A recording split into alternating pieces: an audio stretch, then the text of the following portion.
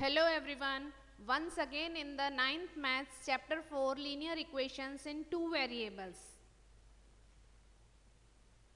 Up till we have learnt that what is a linear equation in two variables and how to write this equation, and we have correlate all the concepts with our previous knowledge also. So here in this exercise 4.1 question 1, the cost of a notebook is twice the cost of a pen. Write a linear equation in two variables to represent this statement. हमें एक statement दिया हुआ है जहाँ एक situation है, उस situation को हमें लीनियर इक्वेशंस इन टू वेरिएबल्स में रिप्रेजेंट करना है. तो सिंपली हमें नोटबुक एंड पेन के बारे में बात की है. So let the cost of a notebook is equal to ₹x and cost of a pen is ₹y. अब यहाँ हमें सिचुएशन दी है कि cost of notebook is twice the cost of pen. Means notebook की जो कॉस्ट है वो पेन की कॉस्ट से ट्वाइस है. यहाँ हमें लैंग्वेज को बहुत ज़्यादा ध्यान से समझने की ज़रूरत है. नोटबुक हमने लिया है x और हमें बोला है ट्वाइस कौन है. यहाँ मैं एक तरफ y लिख लेती हूँ. अब एक बार और अच्छे से समझेंगे. The cost of notebook is, notebook की कॉस्ट पेन की कॉस्ट से ट्वाइस है. तो जब हमें इक्वेशन बैलेंस करना है तो हमें यहाँ 2 से मल्टीप्लाई करना होगा पेन की कॉस्ट में, राइट क्योंकि इक्वेशन को हम बैलेंस कर रहे हैं. हमने बीच में इजिकल टू साइन लगाया. ये तो ऑलरेडी जो नोटबुक है, मैं शॉर्ट में लिख देती हूँ, नोटबुक तो ऑलरेडी ट्वाइस है पेन की कॉस्ट से. तो अब जब इक्वेशन बैलेंस कर रहे हैं तो यहाँ 2 से हम मल्टीप्लाई करेंगे, तब जाके इक्वेशन बिल्कुल बैलेंस होगी, राइट. तो कंफ्यूज बिल्कुल नहीं होना है. ये पेन की कॉस्ट है और ये नोटबुक की कॉस्ट है. जो डबल है उसके अनदर साइड हम 2 से मल्टीप्लाई करेंगे, right.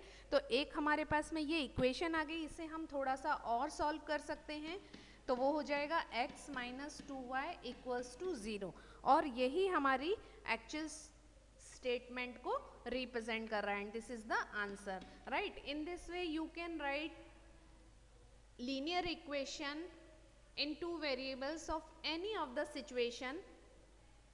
In the next question, express the following linear equations in the form ax plus by plus c equals to 0 and indicate the values of a, b and c in each case.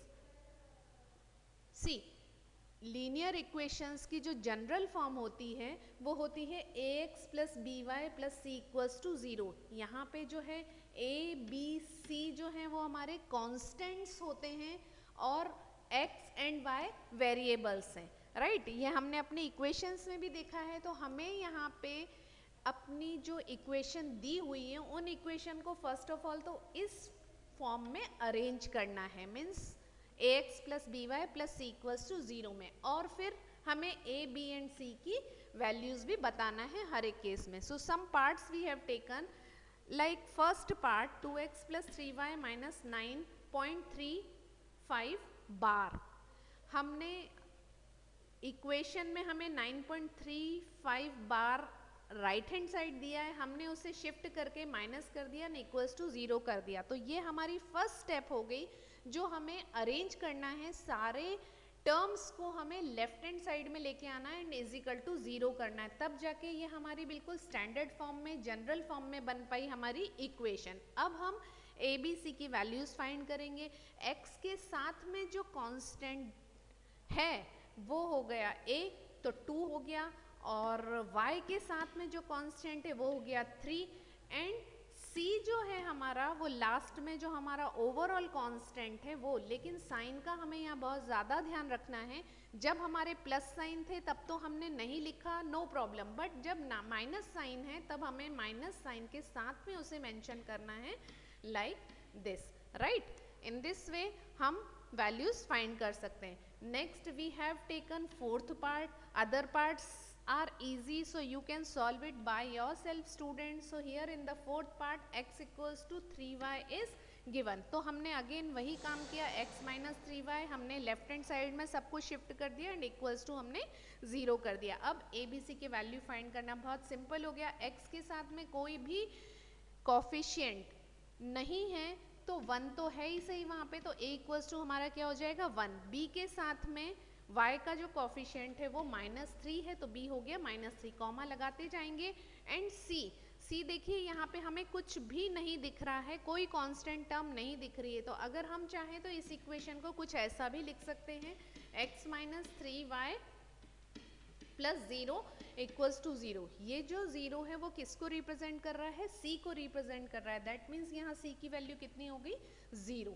So in this way we can find the values of ABC. Now again next we have taken 8th part of this question, that is 5 equals to 2x. हमने कहा कि हमें general form बनाने के लिए हम सारे terms को लेफ्ट हैंड शिफ्ट कर रहे हैं. सो इन द 8th पार्ट जब हम 2x को भी लेफ्ट हैंड साइड शिफ्ट कर रहे हैं तो हमारे पास हो गया -2x. अब हमारे पास y वाली टर्म यानी सेकेंड वेरिएबल वाली टर्म नहीं नज़र आ रही है तो हमने क्या करा, क्रिएट कर दिया उसे. तो 0 इंटू वाई, डॉट लगाए या इंटू लगाए एक ही बात है, तो 0 डॉट वाई हमने कर दिया. अगर ये इसकी वैल्यू करें तो 0 से किसी को भी मल्टीप्लाई करें फाइनली वो 0 ही होगा. तो एक टर्म हमने क्रिएट कर दी, एक्चुअली वो 0 ही है पर हमने उसे y वाली टर्म बता दिया. एंड नेक्स्ट 5 वहाँ पर है ही सही, तो 5 को अब हमने साइन के साथ +5 एंड इक्वल्स टू 0. अब a की वैल्यू हमारे पास हो गई -2, b की वैल्यू हमारे पास में हो गई 0 एंड c की वैल्यू हो गई 5. In this way we can find the values of a b c, right. After this students this exercise is very small and only 2 questions are there. So in the continuation we have taken exercise 4.2. in the exercise 4.2 question 1, which one of the following options is true and why. इनमें से कौन सा options true है और क्यों है, हमें उसका justification भी देना है. So हमें एक equation दी है y equals to 3x plus 5. इसके हमारे पास में क्या यूनिक सॉल्यूशन होंगे, ओनली 2 सॉल्यूशंस होंगे या इनफाइनाइटली मैनी सॉल्यूशंस होंगे. सो स्टूडेंट्स किसी भी लीनियर इक्वेशन इन 2 वेरिएबल्स के इनफाइनाइटली मैनी सॉल्यूशंस होते हैं. क्यों इनफाइनाइटली मैनी सॉल्यूशंस होते हैं, क्योंकि x की वैल्यू जैसे जैसे हम प्लेस करते जाएंगे तो हमें y की वैल्यूज हमें मिलती जाएंगी इक्वेशंस में से. तो करेक्ट आंसर इसका थर्ड पार्ट हो गया. अब इसका हमें जस्टिफिकेशन देना है कि कैसे. तो हम यहाँ पे हमने एक टेबल बना ली x एंड y की और वैल्यूज़ यहाँ पे प्लेस करते जा रहे हैं. हम x के प्लेस पे हमने 0 प्लेस किया. तो देखते हैं कि हमारी इक्वेशन में क्या चेंजेस होते हैं. हमारी इक्वेशन है यहाँ पे y, चाहे तो इसे सेट कर लें या ना भी सेट करें तो भी कोई प्रॉब्लम नहीं है. 3x प्लस 5 है, वैल्यू लिख देते हैं हम यहाँ x इक्वल्स टू 0. तो ये वाला जो चीज़ है हमारी वो 0 हो जाएगी एंड +5 हो जाएगी. तो y की वैल्यू हमारे पास 5 आ गई. x जब हमने 0 रखा तो y हमारे पास कितना आ गया, 5 आ गया. ये वाली स्टेप आपको बहुत ध्यान से समझनी है कि कैसे हम x की वैल्यू प्लेस कर रहे हैं हमारी इक्वेशन में और हमें y की वैल्यू मिल रही है. इसे सॉल्व करना आपको अच्छे तरीके से आना चाहिए. हमें चेक भी करते जाना है कि हमसे कहीं पर कोई गड़बड़ी तो नहीं हो रही है, ये हमें चेक भी करते जाना है. x की वैल्यू हम 1 रखते हैं तो फिर y देखते हैं कि हमारे पास में क्या आ रहा है. 3 इंटू 1 हो गया हमारा, +5 हो गया. इसे भी सॉल्व कर लेते. 3 1 ज़ा 3 एंड 5 एंड 3 हो गया 8. तो जब हमने x 1 रखा तो y की वैल्यू हमारे पास कितनी आ गई, 8 आ गई. एंड नेक्स्ट जब हमने एक नेगेटिव वैल्यू भी ले लेते हैं क्योंकि हमने सब 0 और प्लस वैल्यू लिए, तो एक नेगेटिव वैल्यू ले ली x इक्वल्स टू -2. इस सिचुएशन में y इक्वल्स टू हमारे पास कितना आएगा, 3 एंड -2. वो फिर हम ब्रैकेट में लिखेंगे, यहाँ कोई साइन नहीं है मतलब मल्टीप्लिकेशन का साइन है.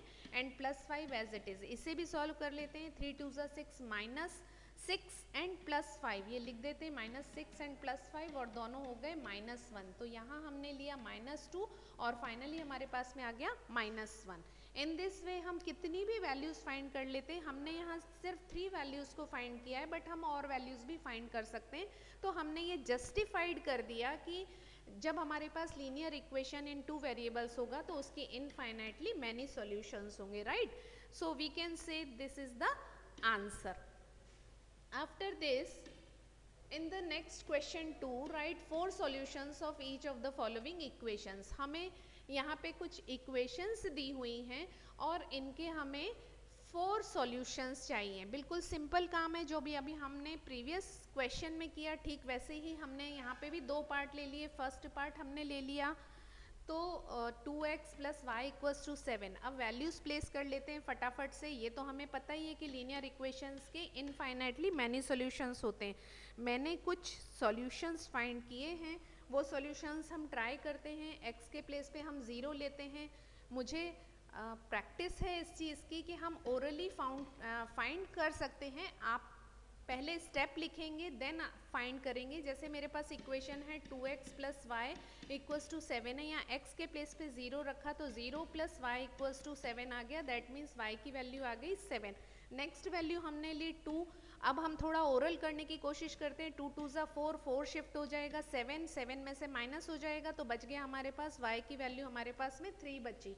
नेक्स्ट अगर हमने एक और वैल्यू ले ली 4 ले लिया तो फिर से ऐसा ही करके देख लेते हैं. 4 2 8, वो शिफ्ट हुआ तो हमारे पास यहाँ बची -1. एक और सॉल्यूशन हमें चाहिए था. हमने बॉक्स कम बनाया है बट नो प्रॉब्लम, क्योंकि हमें 4 सॉल्यूशंस कहा है. तो अगर हम 6 लेते हैं तो हमारे पास में आ जाएगा -5. ठीक वैसे ही जैसे अभी हमने अपनी प्रीवियस वैल्यूज़ को फाइंड किया, right? So this is the answer in this case. After this, come to the next part of this second part, pi x plus y equals to 9. इस लीनियर इक्वेशन में पाई होने की वजह से हमने ये वाला पार्ट चूज किया है ताकि आपको इसके सॉल्यूशन में भी कोई प्रॉब्लम ना आए. सपोज हमने x इक्वल्स टू 0 लिया तो ये पार्ट पूरा 0 हो गया, प्लस y इक्वल्स टू 9 तो y हमारा क्या आ गया, 9 आ गया. नेक्स्ट अब हम थोड़ा सा वाइजली लेंगे कि हम 9 हमें, क्योंकि x की जगह पे हम क्या ले रहे हैं, पाई तो हमारे पास है ही सही. यहाँ हम ले लेते हैं 9 अपॉन पाई ले लेते हैं and plus Y equals to 9. तो इस सिचुएशन में पाई पाई कैंसिल हो गया, ये 9 बचा, ये 9 वहाँ चला जाएगा तो 9 में से 9 माइनस होगा तो 0 आ जाएगा. तो थोड़ा वाइजली हम कुछ वैल्यूज़ को भी ले सकते हैं ताकि ये हमारे पास 0 आ गया. एंड नेक्स्ट ऐसा ही हम 1 ले लेते हैं तो यहाँ आ गया 9 माइनस पाई आ गया. और एक और वैल्यू हमें लेना है तो वो हम ले लेते हैं 7 अपॉन पाई. आप कोई भी वैल्यू को चूज कर सकते हैं, कोई प्रॉब्लम नहीं है. मेरे पास आ रहा है यहाँ पे 2. In this way we can find infinitely many solutions of the given linear equation in 2 variables, right? तो ये मेथड आपको बहुत अच्छे से समझ में आ गया. I hope. Now come to the next question 3. check which of the following are solutions of the equation. एक हमें इक्वेशन दी हुई है और हमें ये चेक करना है कि जो सॉल्यूशंस हमें दिए हुए हैं वो इनमें से कौन से सॉल्यूशंस करेक्ट हैं. तो हमने 1 बाई 1 हम एक एक को चेक कर लेते हैं. 0 2 हमें दे रखा है, फटाफट से इस इक्वेशन में रख लेते हैं. x की वैल्यू हमें 0 प्लेस करना है और y के प्लेस पे हमें 2 रखना है. तो ये हो गया. चेक कर लेते हैं लेफ्ट हैंड साइड. -4 इस सिचुएशन में देखिए -4 इक्वल्स टू 4 हो गया तो LHS is not equals to RHS है, क्योंकि माइनस और प्लस में भी बहुत सारे चेंजेस हो जाते हैं तो ये दोनों इक्वल नहीं है. दैट मीन्स ये सॉल्यूशन नहीं है. नेक्स्ट अगर हम चेक करेंगे 2 एंड 0 है तो यहाँ हमने 2 रखा और ये पार्ट तो हमारा 2 इंटू 0 हो गया इक्वल्स टू 4. यहाँ पे भी इस सिचुएशन में LHS इक्वल्स टू RHS नहीं है तो ये भी हमने नॉट इक्वल टू कर दिया. नेक्स्ट 2 और 0 में फिर देन 0 एंड 2 भी हो गया हमारा. नेक्स्ट थर्ड पार्ट हम ले रहे हैं 4 एंड 0. यहाँ पे भी हम चेक कर लेते हैं. यहाँ पे x की जगह हमने 4 रखा, 2 इंटू 0 इक्वल्स टू 4. यहाँ पे LHS इक्वल्स टू RHS है. तो ये इसका सॉल्यूशन है। नेक्स्ट, इस सिचुएशन में भी जब आप चेक करेंगे तो LHS is not equals to RHS है। रूट को देख के आपको परेशान नहीं होना है। यहाँ हमने √2 रखा, यहाँ -2 × 4√2 रखा इक्वल्स टू 4। अब अगर आप इसे सॉल्व करेंगे तो ये देखिए √2 और यहाँ पे 2√2 और 4 हो गया, तो ये सब इक्वल नहीं हो रहे हैं, इस 4 के इक्वल नहीं हो रहे हैं। So LHS is not equals to RHS है यहाँ पे, तो ये भी नहीं है इसका सॉल्यूशन। नेक्स्ट 1 और 1 भी चेक कर सकते हैं, यहाँ पे भी LHS is not equals to RHS। So only third part आपका सॉल्यूशन है 4 and 0। Now in the same way come to the last question of this exercise, find the value of k if this x equals to 2 y equals to 1 is the solution of the equation 2x plus 3y equals to k। हमें एक equation दी है और हमें कहा दो values दी हैं x and y की, ये वैल्यूज उस इक्वेशन में प्लेस करके हमें k की वैल्यू फाइंड करना है। बहुत सिंपल काम है, फटाफट से हम 2 × 2x की जगह पे 2 एंड y की जगह पे हम 1 प्लेस करते हैं और k की वैल्यू फाइंड कर लेते हैं। ये आ गया 2 2 ज़ा 4 प्लस 3 इक्वल्स टू k। दोनों को हमने सॉल्व किया, 7 इक्वल्स टू हमारे पास हो गया k। इसको थोड़ा सा और अरेंज कर देते हैं और ये हो गया k equals to 7 and this is the answer, right. And this is end of this exercise 4.2 students. Each and every question you have to solve as a homework in the maths notebook. So I am mentioning exercise 4.1 and 4.2 do, right?